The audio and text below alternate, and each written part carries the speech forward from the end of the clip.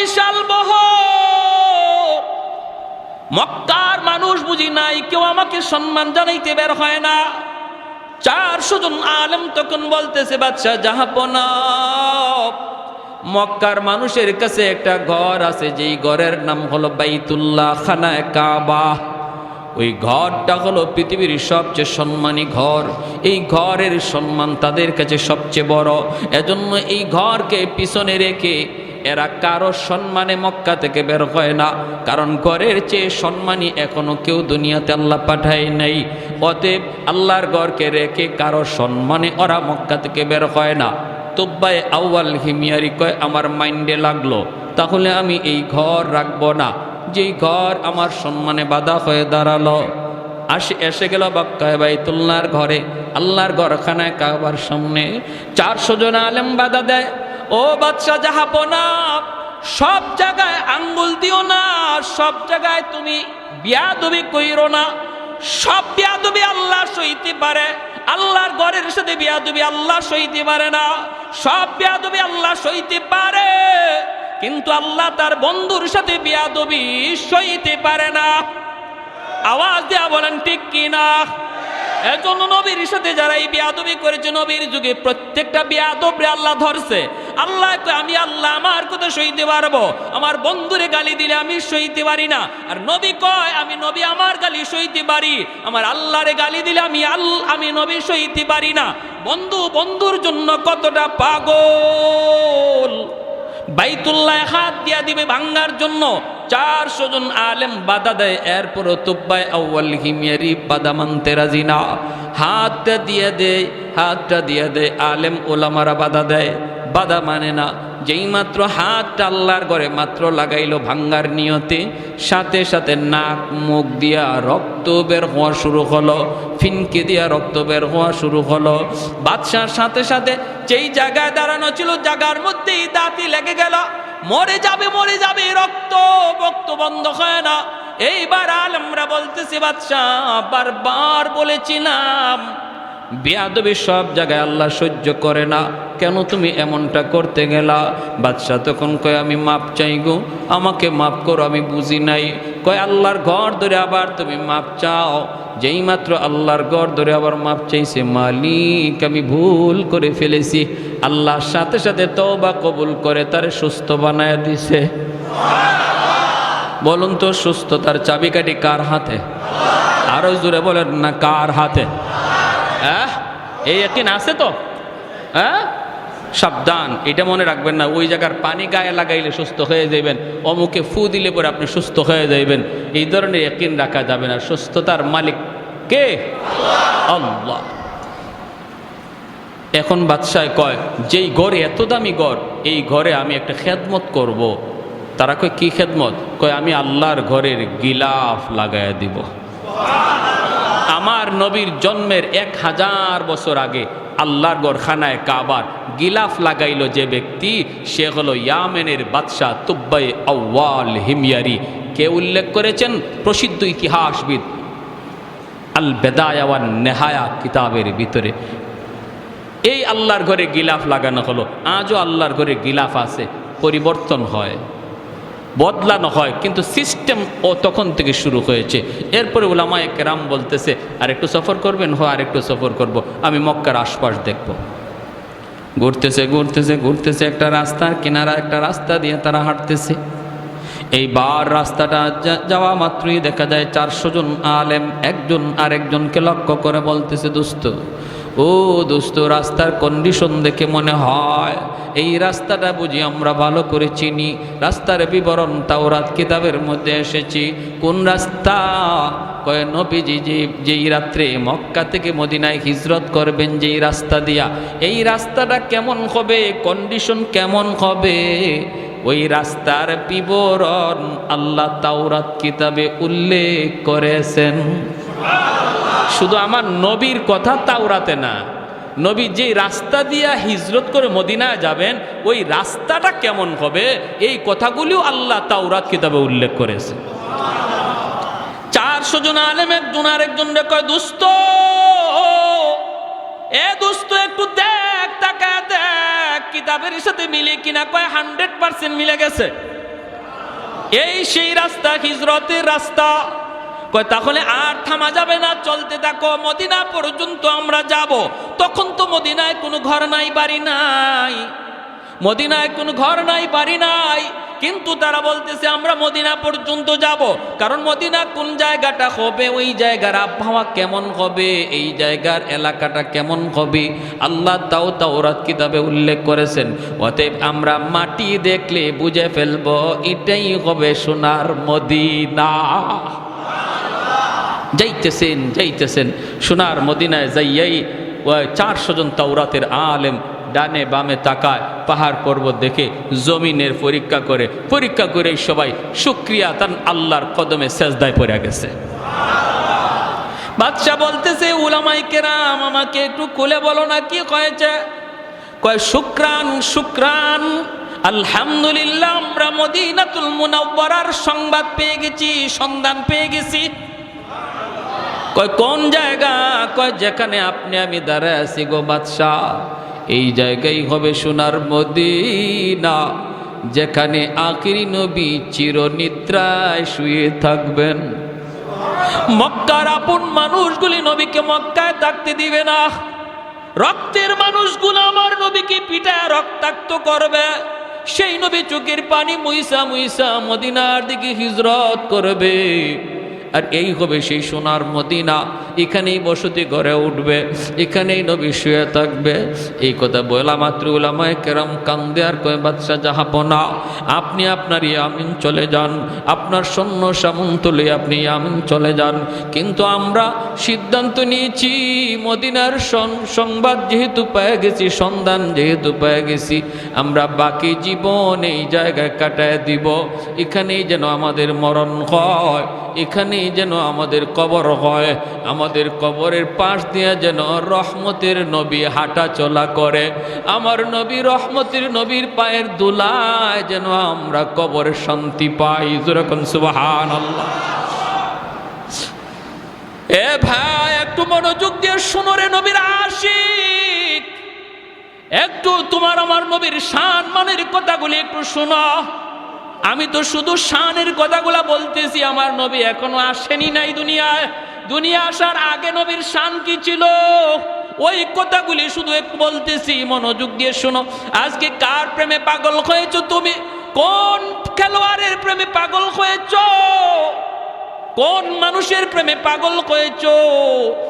পাগল যদি হওয়ার কথা, মহব্বত যদি তোমার করার কথা, ইশক ভালোবাসা যদি তোমার অন্তরে নেওয়ার কথা, তিনি হবেন তোমার নবী, তোমার কান্ডারি নবী, নবী মুহাম্মাদুর রাসূলুল্লাহ সাল্লাল্লাহু আলাইহি ওয়াসাল্লাম।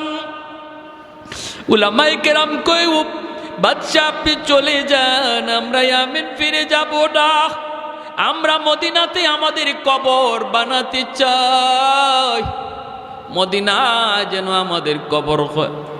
বাদশা বলতেছে আমারও তো মন চায় আমার কবরটাও মদিনায় হোক, কিন্তু আমি তো ইয়ামেনের বাদশা, আমি যদি বাদশাহী যদি আমাকে ছাড়তে হয়, কাউকে বুঝাইতে হবে, কি করব? আমি ইয়ামেন চলে যাই, তোমরা এখানে থাকো, আমি তোমাদের জন্য 400টা ঘর বানায় দিয়ে যাই।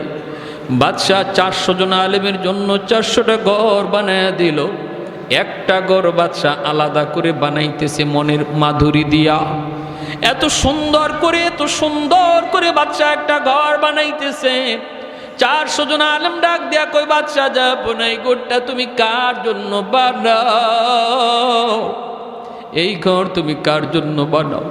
বাদশাহ চোখের পানি মুছে আর কয় আমার রহমতের নবী যখন মক্কা থেকে মদিনায় হিজরত করবে, মদিনায় তোর কোনো বাবা থাকবে না, তার কোনো ভাই বোনাপন বলতে কেউ থাকবে না, মদিনায় তার কোনো ঘর থাকবে না, বাড়ি থাকবে না। মায়ার নবীর জন্য আমি তার জন্মের 1000 বছর আগে মদিনায় ঘর বানায়া দিয়া গেলাম, যেন হিজরত করে আমার নবী মদিনা আসার পর কারো বাড়িতে যাইতে না হয়, কারো ঘরে ঢুকতে না হয়, নবী যেন নিজের ঘরে ঢুকতে পারে। এই ঘরটা মনের মাধুরী দিয়া বাদশা বানায় দেয়, আর ঘরটার তালা দিয়া চাবিটা আমির সাহেবের হাতে বুঝায় দেয়। বাদশা কান্দের আমির সাহেব চাবিটা হাতে নেন, আপনার মৃত্যুর আগে আপনি আপনার চাবিটা আপনার ছেলেরে বুঝায় যাবেন, ছেলেরে বলবেন সে যেন তার ছেলের হাতে বুঝায় দেয়া যায়, তারে বলবেন সে যেন বুঝায় যায়। এইভাবে এই চাবির প্রকৃত মালিক হলেন রহমতের নবী, মায়ার নবী। আর আমার একটা চিঠি, আমি চিঠিটাও দিয়া গেলাম, চিঠিটাও আমানত হিসাবে রাখবা, আমার নবীর হাতে যেন চিঠিটা যায় পৌঁছে। আমি সব চিঠি আর চাবি হাতে রাখল। এ ভাই, আমার নবী 1000 বছর পরে নবী দুনিয়ায় আসলেন, নবী আস্তে আস্তে বড় হলেন। এরপরে নবী দাওয়াত দিলেন মক্কার মানুষগুলিকে, তারা কিছু মানলো কিছু মানলো না। নবীকে মক্কায় থাকতে দিল না, বের করে দিল। আমার নবী রাতের অন্ধকারে মক্কা ছেড়ে বের হয়ে চলে আসতেছেন। মক্কার কাছাকাছি আইসা নবী মক্কার দিকে তাকায় চোখের পানি ঝরায় নবী কান্দে আর কয়, এরে মক্কা, আমি তোমার কুলে ছোট থেকে বড় হয়েছি, আমি তোমার মাটিতে কত দৌড়াদৌড়ি করেছি, কত খেলাধুলা করেছি। আজকে আমার আপন মানুষগুলা আমাকে আমার জন্মভূমিতে থাকতে দিল না, আমার মায়ার মানুষগুলা, আমার রক্তের মানুষগুলা আমার মায়ার দেশে আমাকে থাকতে দিল না। নবী যখন চোখের পানি জোরে জোরে কান্দে, আল্লাহ পাক জিব্রাইলকে পাঠায় দিছে, জিব্রাইল আমার বন্ধুরে যা বলো আর যেন না কান্দে, আমি আল্লাহ সইতে পারি না। আমার বন্ধুরে যা বলো, আমি আল্লাহ ওয়াদা দিলাম জন্মভূমির দিকে তাকে যেন বন্ধু চোখের পানি না জড়ায়। আমি জানি তার দেশের প্রতি, জন্মভূমির প্রতি বন্ধুর মায়া লাগতেছে। যায় তুমি সুসংবাদ দাও, অল্প দিনের ভিতরে আমি মদিনা থেকে আবার তার জন্মভূমিতে তারে ফিরিয়ে দিব। যায় বলো বন্ধু যেন না কাঁদে, তার চোখের পানি আমি আল্লাহ সইতে পারি না। আল্লাহ নবী রহমতের নবী মক্কা আসলেন। নবীজি কুবা এলাকায় সর্বপ্রথম অবস্থান করলেন। এখন যে মসজিদে কুবা, এখানে নবী সর্বপ্রথম মসজিদ বানাইলেন। আর নবী ঘোষণা দিলেন, এই কুবা মসজিদে যে 2 রাকাত নামাজ পড়বে, আল্লাহ তারে কবুল একটা উমরা হজের সওয়াব দান করবেন। এই কুবা এলাকাটা হলো আমার নবীর বাবা আব্দুল্লাহর নানার বাড়ি। এই জায়গাটাতে আমার নবীর কিছু আত্মীয় স্বজন ছিল, এজন্য কুবা এলাকায় নবী সর্বপ্রথম অবস্থান করলেন, মসজিদ বানাইলেন। মদিনা থেকে মানুষ নবীকে সুস্বাগতম জানানোর জন্য কুবার দিকে রওনা দিছে, সবাই কুবার দিকে রওনা দিছে। এইদিকে ওই আমির সাহেবের হাতে ইয়ামেনের বাদশার দেওয়া যে চিঠি আর চাবি ছিল, এই চিঠি আর চাবি আমানত হিসাবে আস্তে আস্তে হাত পর হাত, এক হাত থেকে আরেক হাত হইতে হইতে সর্বশেষ আমির সাহেবের বংশের যেই লোকটার কাছে সর্বশেষ এই চিঠি আর চাবি এসে পৌঁছল, তার নাম হলো আবু আইয়ুব আনসারী রাদিয়াল্লাহু আনহু। সর্বশেষ এই চিঠি আর চাবি হযরত আবু আইয়ুব আনসারী রাদিয়াল্লাহু তাআলা আনহুর হাতে এই চিঠি আর চাবি এসে পৌঁছল। মদিনার মানুষজন কুবার দিকে যায়, মানুষেরা কয়, আবু আইয়ুব তুমি কি যাইবা না নবীকে আগে আনতে? আবু আইয়ুব আনসারী কয়, তোমরা যাও, আমি একটা ঘর মোছামুছি করতেছি, পরিষ্কার করতেছি। বলে এই ঘর কার ঘর? কয় বুঝবা সব পরে সব তোমরা জানবা, তোমরা যাও। আমার মন বলে তোমরা নবীকে যে খুঁজে তালাশ করো, আর আমার নবী আমাকে খুঁজতে এখানে আসবে। আমার মন বলে মায়ার নবী আমাকে খুঁজতে এখানে আসবে, কারণ আমার আল্লাহ অবশ্যই তার বন্ধুকে জানায় দিছে, বন্ধু তোমার ঘর রেডি আছে, এখনো ওই ঘরের তালা কেউ খুলে না, সবার আগে তুমি যায় তালা খুলবা। আল্লাহ নবী রহমতের নবীর কাছে মদিনার মানুষজন যা বলতেছে, নবী গো আমার বাড়িতে আপনি আগে উঠুন। ওগো নবী আমার অতটা বাড়ি আছে, এতটা ঘর আছে, থাকার কোনো সমস্যা নাই। আল্লাহ নবীকে যার যার বাড়িতে নেওয়ার জন্য সবাই পাগল পারা হয়ে গেল। মায়ার নবী দয়ার নবী তখন বলতেছেন, আমি কার বাড়িতে থাকবো, কার বাড়িতে উঠবো আমি জানি না, আমি কোথায় যাব এটা জানেন আমার আল্লাহ জানে। আমার উটনি, আমি যেই উটের উপরে সওয়ার হয়েছি, এই উট জানে আমার ঠিকানা কোথায় হবে। আল্লাহু আকবার। कौनैन मुख्तार खुदा तुमको बनाया, कौनैन मुख्तार खुदा तुमको बनाया, उम्मत का निगाहबान खुदा तुमको बनाया, उम्मत का निगाहबान खुदा तुमको बनाया। मौला मेरा आका मेरा रहमत की नबी है, ताजदार मदीना है तुम्हारे अरबी है, ताजदार मदीना है तुम्हारे अरबी है। अशजार ने देते हैं नबूवत के शहादात, तशकीक कमर में है तो अंगुल की इशारात। আমার নবীর আঙ্গুলের ইশারায় চাঁদ দুই টুকরা ওইছে না ওইছে না। আল্লাহুম্মা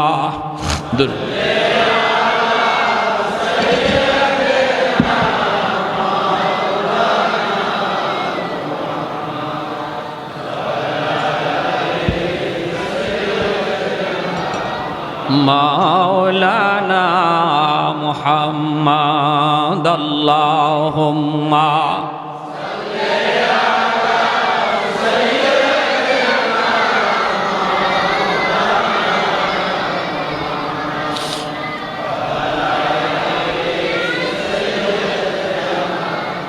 মাওলানা মুহাম্মদ।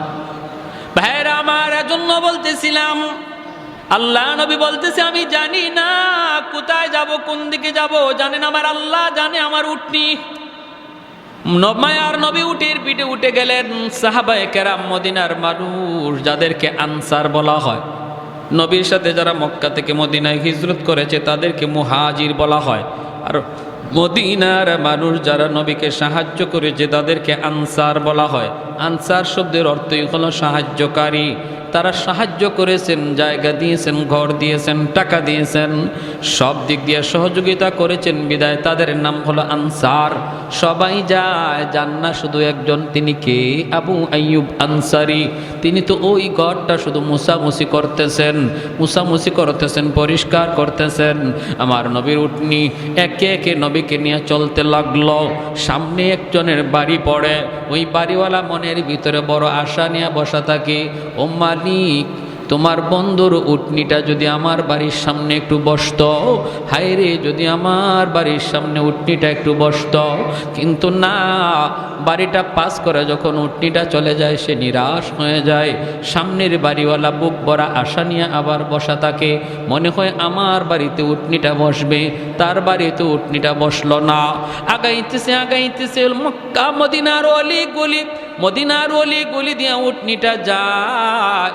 কেউ তারে রাস্তা চিনায় দেওয়া লাগতেছে না, যেন উটনি মদিনার সব রাস্তা চিনে। এইভাবে উটনিটা মায়ার নবীকে নিয়ে ঘুরতেছে। ঘুরতে ওই সেই বাড়ি, যেই বাড়ি নবীর জন্মের 1000 বছর আগে ঘর বানায় গেল ইয়ামেনের বাদশা তুব্বাই আউয়াল হিময়ারি মসজিদে নববীর পাশে। ওই ঘরের সামনে নবীর উটনিটা গেল। ওই জায়গায় আবু আইয়ুব আনসারির হাতে হলো চিঠি আর চাবি। ওখানে যাইয়া উটনিটা মায়ার নবীকে নিয়ে বসে গেল। আল্লাহু আকবার। আবু আইয়ুব আনসারি আমার নবী, রহমতের নবী, মায়ার নবী ডাক দেয়া বলতেছেন, আবু আইয়ুব কোথায় আমার চিঠি আর চাবি আমার হাতে দাও। কেউ বলে নাই। ওই সময় মদিনার মানুষ নবীর সাথে হিজরতকারী আবু বকর, কেউ জানে না এই চিঠির ইতিহাস কি, চাবির ইতিহাস কি। আল্লাহ নবী দা বলতেছেন, আবু আইয়ুব কোথায় আমি নবীর চিঠি আর চাবি তোমার কাছে আমানত, আমার আমানত আমার হাতে বুঝায় দাও। আবু আইয়ুব আনসারি চোখের পানিটা মুছে আর কয়, নবী গো আমি ভালো করে জানতাম গো নবী, আপনাকে আমার আল্লাহ সব জানায় দিবে, আর আপনি ঠিকই আমার খুঁজেই পর্যন্ত পৌঁছে যাবেন। আমি তো কুবা বোঝাইতে পারতাম, যাই নাই। আমি আপনার ঘরটা মুছামুছি করতেছি গো আল্লাহর নবী। মায়ার নবী চিঠিটা আর চাবিটা হাতে নিয়েছেন। হাতে নিয়ে মায়ার নবী চিঠিটা খুললেন। চিঠিটা খোলার পরে নবী দেখেন লিখছে তুব্বাই আউয়াল হিমিয়ারি, নবীর জন্মের 1000 বছর আগের চিঠি। এই চিঠিতে ইয়ামেনের বাদশা লেখছে, ওগো মায়ার নবী, রহমতের নবী, সরওয়ারে দু জাহান, সৈয়দুল মুরসালিন, নবী গো সফরে বের হয়ে আপনার মদিনাতুল মুনাওয়ারার সন্ধান পেয়ে গেছি। আমার 400 জন আলেম মদিনায় রয়ে গেছি, ওদের কবর হবে আপনার কবরের পাশে। মন চাইছিল আমিও থাকতাম, কিন্তু পারলাম না। আমি বাদশাহ হয়ে ইয়ামেন ফিরে গেলাম। ওগো নবীজি, আমি আপনার জন্য একটা ছোট্ট হাদিয়া রেখে গেলাম গো নবী, একটা ছোট্ট কামরা। মদিনায় যেদিন আপনি হিজরত করে আসবেন, আপনি ওই কামরার মধ্যে আগে ঢুকবেন, এই ঘরের মালিক হলেন আপনি। আমি আপনার উপরে আপনার জন্মের 1000 বছর আগে ঈমান আনলাম। জন্মের 1000 বছর আগে ঈমান আনলো ইয়ামেনের বাদশাহ তুব্বাই আউয়াল হিমিয়ারি। ভাইরা আমার জন্য বলতেছি, আমার নবীর সম্মানের কথা কি বলবো, সারা রাত বললেও শেষ হবে না। মায়ার নবী, দয়ার নবী জন্মগ্রহণ করলেন। নবী জন্মগ্রহণ করলেন, মক্কার পাশ থেকে মানুষজন, মহিলারা বাচ্চা নেওয়ার জন্য আসতেছে লাইন ধরে। নবীর দুধমা হালিমা সাদিয়া তিনিও আসতেছেন লাইন ধরে। বান্ধবীদের সাথে হালিমা সাদিয়ার উটনিটা কোনোভাবেই সাথে পাল্লা দিয়া পারে না, কারণ হালিমা সাদিয়ার উটনিটা বড় দুর্বল। আল্লাহর নবী, রহমতের নবী, মার কুলে জন্মের আগেই তো নবী বাবা হারাইলেন। আমার নবী তো এতিম। হালিমা সাদিয়া বান্ধবীদের সাথে পাল্লা দিয়া পারলেন না, ওরা আগে চলে আসলো, কারণ উট ছিল তার বড় দুর্বল, হাঁটতে পারে না। বান্ধবীরা আগে আইসা একে একে ভালো ভালো ঘর থেকে বাচ্চাগুলি টাকার বিনিময়ে নিয়ে গেল। আমার নবীর দরজার সামনে যে হাজির হয়, হাজির হয়ে কয় বাচ্চা আসেনি? নবীর মা আমেনা কয় আছে তো। কয় বাবা আসেনি? নবীর আম্মা চোখের পানিটা মুছে আর কয় না, আমার সন্তানের বাবা নাই, আমার সন্তান মোহাম্মদ ইয়েতিম, আমার সন্তান আব্বা কুয়ে ডাক দিতে পারে না। বাবা ডাক দেওয়ার ভিতরে কত মজা আমার নবী জানে না, আব্বু ডাকটার মধ্যে কত মজা আমার নবী জানেন না। কয় না না, এতিম সন্তান নেওয়া যাবে না, নাইলে আমরা বকশিশ বেশি পাবো না। মহিলারা একে একে চলে গেল, কেউ নবীকে নিল না। হালিমা সাদিয়া সবার পরে মক্কায় ঢুকলেন। সবাই তো ভালো ভালো ঘর থেকে বাচ্চা নিয়ে গেছে। হালিমা সাদিয়ার ভাগ্য, আমার নবীর দরজায় তারে নিয়ে আসছে। হালিমা সাদিয়া দরজার সামনে আইসা বলতেছে, বাচ্চা আসেনি? নবীর আম্মা কাঁদেন আর বলেন, আমার সন্তানের তো বাবা নাই। আছে তো বাচ্চা, বাবা নাই, এতিম, তুমি নিবানি।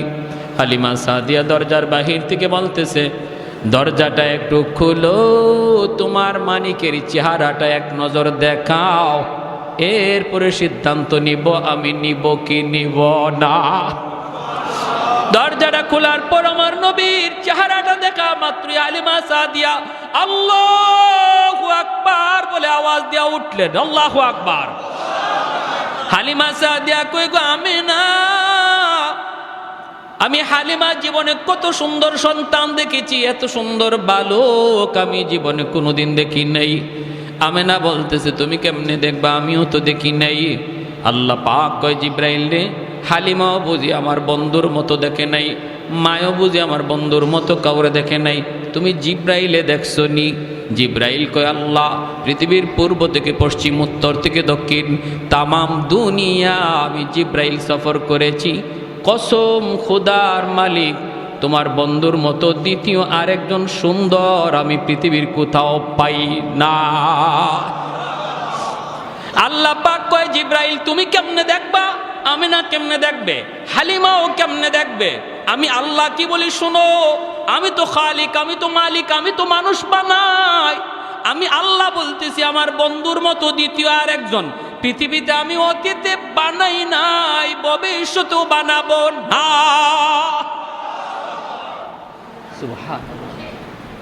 মা আহসানা মিনকা লাম তারা কাত্তু আইনি ওয়া আজমালা মিনকা লাম তালিদিন নিসাউ খুলিকতা মুবাররাআম মিন কুল্লি আইবিন কাআন্নাকা খুলিকতা কামা তাশাউ। এজন্যই হযরতে হাসান রাদিয়াল্লাহু তাআলা আনহু বলতেন, ওগো নবী, আপনার মতো এত সুন্দর কোন চোখ কোনোদিন দেখে নাই, আপনার মতো এত সুন্দর কোনো সন্তান পৃথিবীর মা জন্ম দেয় নাই। ওগো নবী, আপনার চেহারার দিকে তাকাইলে মনে হয় আল্লাহ আপনারে জিগায়া জিগায়া বানাইছে।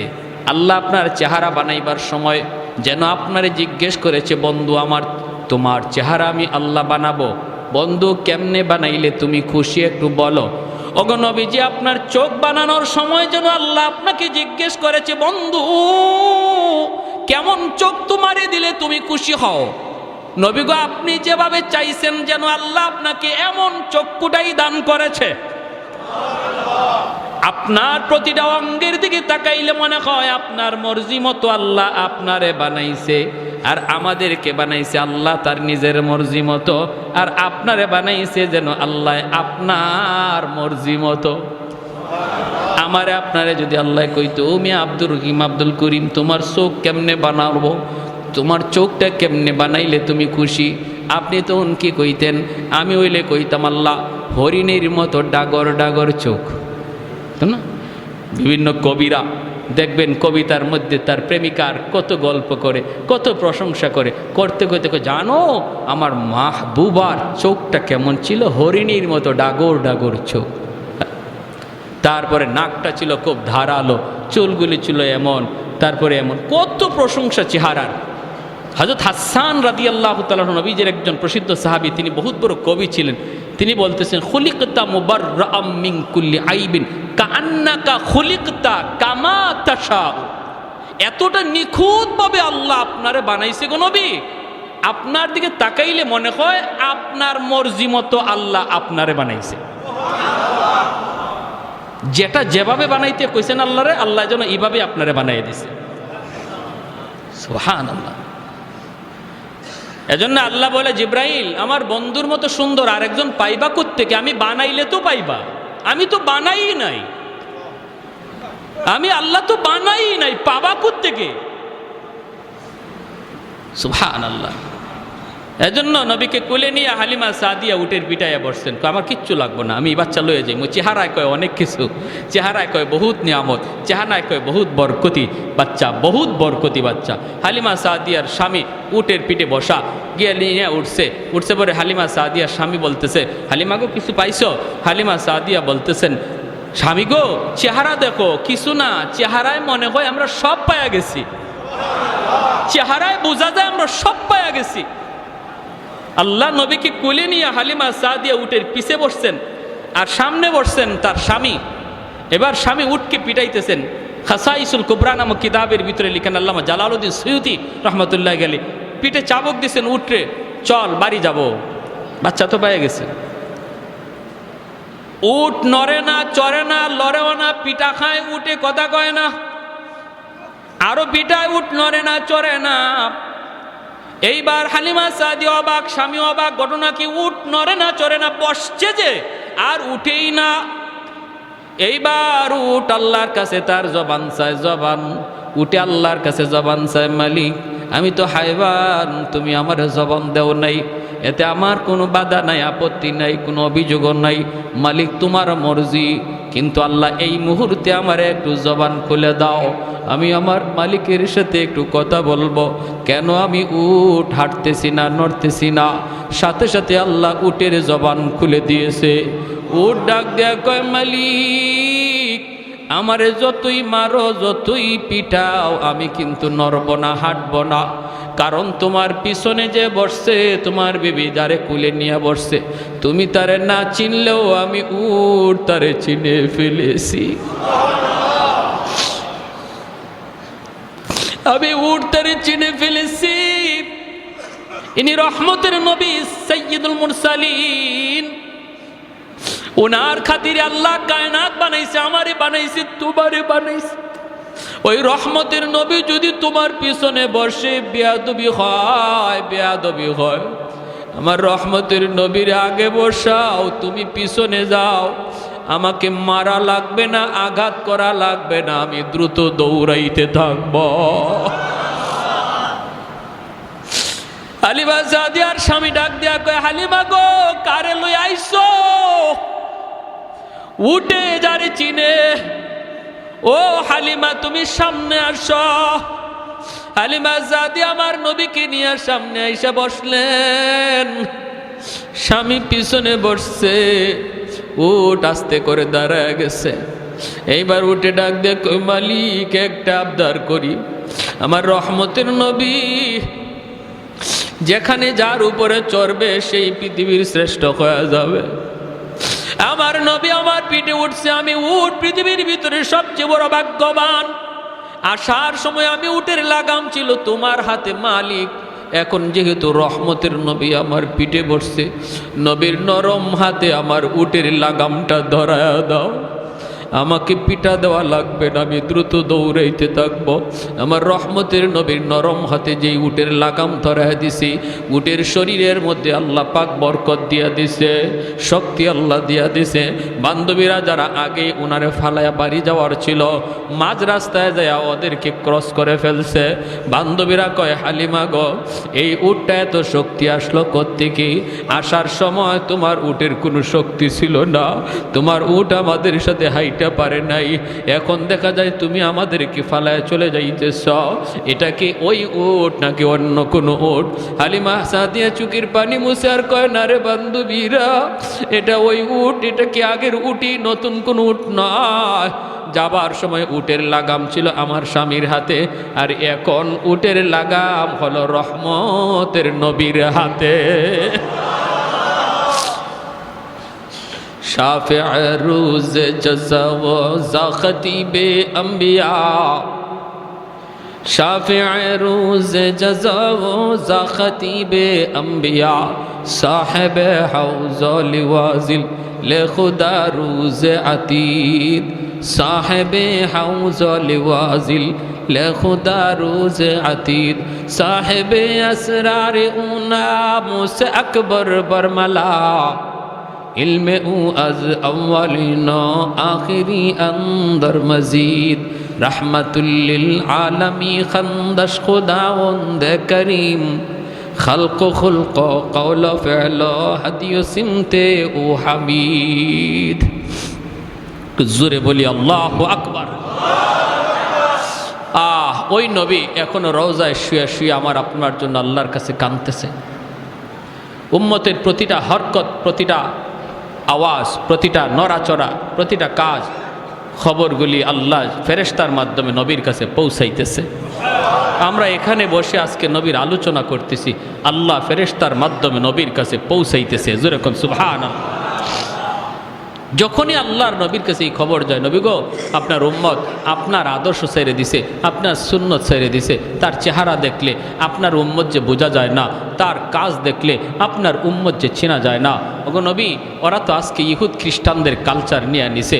তখন রহমতের নবী রওজায় শুয়া শুয়া চোখের পানি ঝরায় ঝরায় কান্দে, উম্মত আমি নবী তোমার জন্য উহুদের ময়দানে দান শহীদ করেছিলাম, আমি নবী তোমার জন্যই আবু জাহেলের হাতে আঘাত খেয়ে রক্ত ঝরাইছিলাম, আমি নবী তোমার জন্যই উহুদের ময়দানে রক্ত ঝরেছিল, তায়েফের জমিনে আমার রক্তে পায়ের জুতা আটকে গেছিল।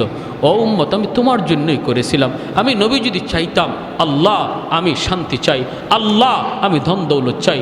আল্লাহ বলে, বন্ধু উহুদ পাহাড়টারে স্বর্ণ বানায় তোমার পিছনে ঘুরতে বলবো, তুমি যেদিকে যাওয়া ওইদিকে তোমার পিছনে স্বর্ণের পাহাড় ঘুরবে, স্বর্ণের পাহাড় ঘুরবে। আমি তো সব কিছুকে লাথি মেরেছি উম্মত তোমার জন্য, তোমার জন্য। আজ সেই উম্মত তুমি বুঝি আজকে আমি নবীরে ভুলে গেছো, আমার নবীর আখলাক ভুলে গেছো, আমার আদর্শ ভুলে গেছো। আজকে তোমাকে মসজিদে পাওয়া যায় না, আজ তোমাকে মসজিদে পাওয়া যায় না, ওয়াজ মাহফিলে পাওয়া যায় না, আজ তোমাকে বিভিন্ন গান বাজনার অনুষ্ঠানে পাওয়া যায়। তোমার মুখের দিকে তাকাইলে পরে আমার উম্মত বলে তোমাকে চেনা যায় না। প্যারে হাজিরিনের জন্য বলি, যুবক একটু নিজেরে বুঝাও। কিয়ামতের ময়দানে ওই আমাকে যদি নবীর সামনে দাঁড় করানো হয়, আমার সুরত দেখলে নবী খুশি হবে না লজ্জা পাবে? যদি নবীর সুন্নত না ধরি, নবীর আদর্শ মতো না চলি, আমার নবীর সামনে যখন আমাকে দাঁড় করানো হবে, তখন আমার নবী লজ্জা পাবে, কষ্ট পাবে। হায় রে, আমার উম্মতের বুঝি হালত। হাসরের মাঠে নবীর একটা উম্মত এরকমভাবে জাহান্নামের আসামি হয়ে রওনা দিয়া দিছে, জাহান্নামের আসামি হয়ে রওনা দিয়া দিছে। ফেরেশতারা হাত করা পা করা লাগায় নিয়ে যাইতেছে। হযরত আদম আলাইহিস সালামের চেহারাটা হবে সবার চেয়ে উঁচু। আদম আলাইহিস সালাম হাসরবাসী মানুষকে একটা উপরে গাছ যেভাবে নিচের মানুষকে দেখে, এরকমভাবে দেখবে। আদম আলাইহিস সালাম দেখতেছে একটা মানুষকে নিয়ে যাইতেছে জাহান্নামের ফেরেশতারা, তার হাত পায়ের অঙ্গগুলা চমকাইতেছিল, তার গুনার কারণেই নিচ্ছে, কিন্তু সে নামাজ পড়তো, অজু করত, আর অজুর কারণে তার অঙ্গগুলা চমকাইতেছিল। আদম আলাইহিস সালাম তখন ডাক দিবে, ইয়া মুহাম্মদ, ইয়া আহমদ, আমার নবীকে ডাক দিবে। নবীজি দৌড়ে আসবে, বাবা আমাকে কেন ডাক দিয়েছেন? আল্লাহর নবীকে আদম আলাইহিস সালাম বলবে, মুহাম্মদ আমার তো মনে হচ্ছে ওই জাহান্নামী আসামিটা তোমার উম্মত, কারণ তার অজুর অঙ্গগুলা চমকাইতেছে। মুহাম্মদ তুমি তাড়াতাড়ি যাও, তারে বাঁচাও, তারে বাঁচাও। আল্লাহ রাসূল সাল্লাল্লাহু আলাইহি ওয়াসাল্লাম বলেন, তখন আমি কোমরের মধ্যে গামছা দিয়ে একটা বাঁধ দিব, শক্ত করে দ্রুত দৌড় দিতে গেলে মানুষ যাবে প্রস্তুতি নেয়। নবী বলেন আমি কোমরটার একটা বাঁধ দিব, বাঁধ দিয়ে একটা দৌড় দিব, দৌড় দিয়ে ফেরেশতাদেরকে বলবো, ফেরেশতারা থামো থামো, আমার উম্মতের সমস্যাটা কোথায়, অসুবিধাটা কোথায়, আমার একটু দেখায় নাও। ফেরেশতারা থামবে না। ফেরেশতারা বলবে আমাদের থামার কোনো সুযোগ নাই, আমরা আল্লাহর অবাধ্য হতে পারি না, আমার আল্লাহর আদেশ তারে নিয়ে যাওয়া, আমরা থামতে পারবো না। নবী দৌড়ান, হুচুট খায় নবী পয়রা যান, ওইখান থেকে নবী আবার উঠেন, উঠতে আবার নবী দৌড় দেন, আবার দৌড় দিতে যায় নবী স্পিডে পয়রা যান, আবার নবী উঠেন, উঠে ফেরেশতারা থামো থামো, আমার উম্মতের সমস্যাটা কি, তার অপরাধটাকে আমাকে একটু বুঝায় নাও। দৌড়তে থাকবে। ফেরেশতারা যখন থামতেছি না, তখন আল্লাহর নবী এক জায়গায় বসে নিরাশ হয়ে আরশে আজিমের দিকে তাকায়া চোখের পানিটা ফালায় দেবে, ফালায় বলবে, আল্লাহ তোমার ফেরেশতারা আমার কথা শুনে না, আল্লাহ আল্লাহ আল্লাহ তোমার ফেরেশতারা আমার কথা শুনে না। যে চোখের পানিটা ফালায়া নবী ডাক দিবে, আল্লাহ বলে, ফেরেশতারা যে যেখানে আসো থেমে যাও, পিছনে আমার বন্ধু তোমাদেরকে ডাকতেছে। আল্লাহ নবী কাছে যাবেন, যায় বলবেন কি সমস্যা, বলে তার গুনার পাল্লা ভারী। নবী বলবেন আমার আরেকটাবার আমার চোখের সামনে তোমরা একটু পাল্লাটা ওজন দাও। চোখের সামনে পাল্লাটা ওজন দিবে। আল্লাহ নবী তার হাত থেকে একটা কাগজের টুকরা, যে কাগজের ভিতরে তার ঈমানটা ছিল নির্ভেজাল, ওই ঈমানের কাগজটা একটা পাল্লায় নবী রেখে দিবে। সাথে সাথে গুনার পাল্লা হালকা হয়ে যাবে, নেকির পাল্লা ভারী হয়ে যাবে। এতটা উম্মতের জন্য পাগল যে নবী এখনও রওজায় শুয়া হাসরের মাঠেও শুধু ইয়া উম্মতি উম্মতি করবে। আর কোথায় কোন জায়গায় আমার উম্মত আটকে আছে এই খবর পেয়ে পাগলের মতো দৌড়াবে। সেই নবীর আদর্শ ভুইলা আজকে তুমি কারে ফলো করতেছো, তুমি কারে অনুসরণ করতেছো, কাকে, কার সুরত ধরছো যুবক, কার সুরত ধরছো একটু বলো। যে নবী বলতেছেন আমি আমার মাকে পাই নাই, আমার মাকে পাই নাই, দুধ মাকে পেয়েছি। যে দুধ মার সেবা খেদমত নবী এতটা করলেন, মায়ের খেদমতের এতটা আদেশ দিয়ে গেলেন। আজকে তোমার দ্বারা তোমার মা কষ্ট পায়, তোমার দ্বারা তোমার বাবা কষ্ট পায়, আজকে তোমার দ্বারা তোমার এলাকার মুরব্বী কষ্ট পায়, আজকে তোমার দ্বারা তোমার উস্তাদ কষ্ট পায়। বলো এই কি তোমার নবীর আখলাক ছিল? এই কি তোমার নবীর আদর্শ ছিল? প্রতি বৎসর রবিউল আউয়াল এসে তোমাকে কি সবক দিয়ে যায়, আমাকে কি সবক দিয়ে যায়? সবক দিয়ে যায় আমার গোটা জিন্দিগিটা যেন নবীর আদর্শে হয়। আমার নামাজের কিবলা হবে বাইতুল্লাহ, আর জীবনের কিবলা হবে মুহাম্মাদুর রাসূলুল্লাহ। নামাজের কিবলা বলেন আমার সাথে মুখস্থ করেন, নামাজের কিবলা বাইতুল্লাহ, জীবনের কিবলা মুহাম্মাদুর রাসূলুল্লাহ। তার মানে আমার জিন্দিগিতে যা কিছু আমি করব, খাবো এটাও নবীর তরিকায়, ঘুমাবো নবীর তরিকায়, হাঁটবো নবীর তরিকায়, হাসবো নবীর তরিকায়, ব্যবসা করব আমার নবীর তরিকায়, চাকরি করব নবীর তরিকায়, বাবা হিসাবে ঘর শাসন করব নবীর তরিকায়, সন্তান হিসাবে চলবো নবীর তরিকায়। কারণ আমার নবী বাবাও ছিলেন, সন্তানও ছিলেন। এমন কোনো পৃথিবীর সেক্টর নাই যে জায়গাটাতে আমার নবীর আখলাক আর আদর্শ খুঁজে পাওয়া যাবে না। তুমি রাখাল হও, সেখানে দেখবা মরুর দুলাল আমার নবী, রহমতের নবী, তিনি ছাগল রাখালি করছেন, তোমার কাছে নবীর আদর্শ রয়েছে। তুমি ব্যবসায়ী হও, দেখবা শাম সিরিয়ার ব্যবসায়ী মুহাম্মদুর রাসূলুল্লাহ তোমার জন্য ব্যবসায় আদর্শ রেখে গেছেন। তুমি চাকুরিজীবী হও, দেখবা আম্মাজান খাদিজাতুল কুবরা রাদিয়াল্লাহু তাআলা আনহার ব্যবসার চাকুরি করেছেন, সেখানে তোমার জন্য আখলাক রেখে গেছেন। তুমি বাবা হও, দেখবা খাতুনে জান্নাত ফাতেমা রাদিয়াল্লাহু তাআলা আনহার বাবা হিসাবে বাবার আদর্শ রেখে গেছেন। তুমি সন্তান হও, দেখবা মুহাম্মদুর রাসূলুল্লাহ আব্দুল্লাহর বেটা হয়া তিনি আদর্শ তোমার জন্য রেখে গেছেন। সমাজের একজন লোক হও, দেখবা হিলফুল ফুজুল নামের সংগঠন তৈরি করে সমাজ সংস্কারের আন্দোলন আমার নবী তোমাকে শিখায় গেছেন। কোথায় তুমি জানতে চাও, কি শিখতে চাও, এমন সেক্টর নাই যেখানে আমার নবীকে খুঁজে পাবা না।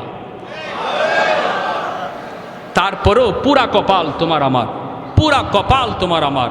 যদি আমরা এই জায়গা ভুলে থাকি, এই সমস্ত দিক থেকে নিজে অবহেলায় থাকি, এটা আমার কপাল পুরল, আর কেউর কপাল পুরল না, আমি নিজেই কপাল পুরা হলাম। আল্লাহ আমাদের সবাইকে এই মাসকে সামনে রেখে গোটা জিন্দিগিটা, বিশেষ করে আজকে যদি এতটুকু ওয়াদা করি যে আমি আমার নবীর জীবনের সবচেয়ে বড় আদত যেটা 5 ওয়াক্ত নামাজ জামাতে পড়া, যে নবী অসুস্থ হয়েও মসজিদে জামাতে এসেছেন সাহাবীদের কাঁধে ভর দিয়া, আমরা যারা আজকে এখানে বসলাম এতটুকু সবক যদি এখান থেকে নেই কি হুজুর নিয়ত করলাম মৌতের আগ পর্যন্ত আমার নবীর কলিজা আর ব্যথা দেব না, আমি কষ্ট হলো মসজিদে জামাতে আসব, জামাতটা সারলে আমার নবীর কলিজায় ব্যথা পায়। নবী যখন দেখছেন হুজরা থেকে আবু বকর সিদ্দিকের ইমামতিতে নামাজ চলছে, জামাত চলছে, হুজরা থেকে নবীজি তাকে মুস্কি হাসছেন আর বলছেন আল্লাহ তুমি আমার উম্মতকে কবুল করো, আমার উম্মতের গোটা জিন্দিগি যেন এইভাবে নামাজের কাতারে কেটে যায়। যেরকম সুবহানাল্লাহ। কারা কারা নিয়ত করতে পারি 5 ওয়াক্ত জামাতে পড়ার? আল্লাহ প্রতিটা হাতকে তুমি কবুল করো। আর যাদের বাপমা আছে আল্লাহ যেন বাপমার সেবা করে আমরা চলতে পারি, মা বাবার কলিজায় যেন ব্যথা না দিই। আয় আল্লাহ মুরব্বীদের সাথে যেন আমরা বেয়াদবি না করি। আল্লাহ আমাদের প্রত্যেকটা হাতকে কবুল করো। জোরে কোন আমিন। ওয়া আখির দাওয়ানা আনিল হামদুলিল্লাহি রব্বিল আলামিন।